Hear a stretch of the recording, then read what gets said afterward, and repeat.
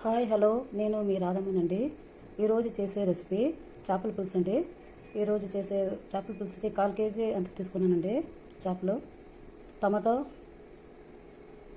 దీంట్లో ఉండే కారము, ఎల్లిపాయ, ధనియాల పొడి, నూనె, చింతపండు, మిరియాలు, జీలకర్ర, సోపు, మరి ఎల్లిపాయలు, కరివేపాకు, మెంతులండి.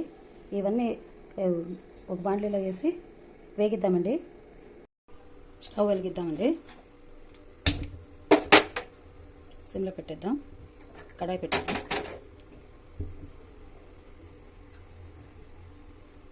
ఆయిల్ వేద్దామండి.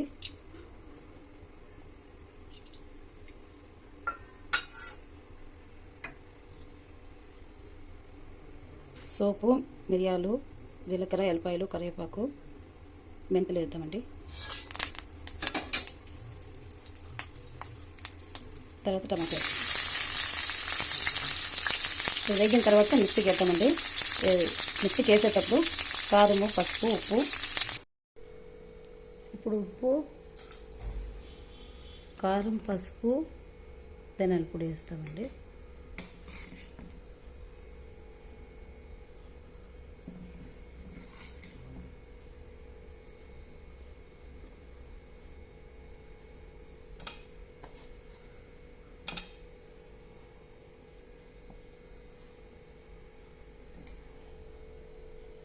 మిక్సీకి వేద్దామండి.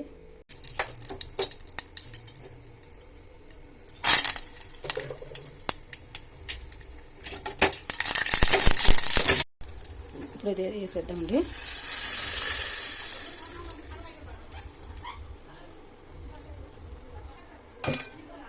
కొద్దిగా నీళ్ళు పోసేసి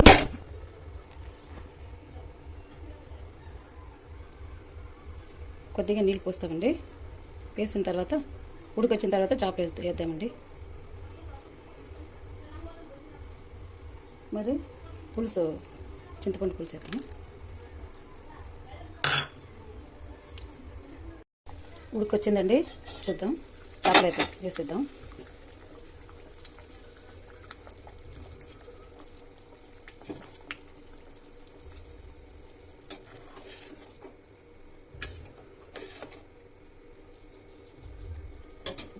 ఉడికి రానండి. అయిపోయిందండి చేపల పులుసు.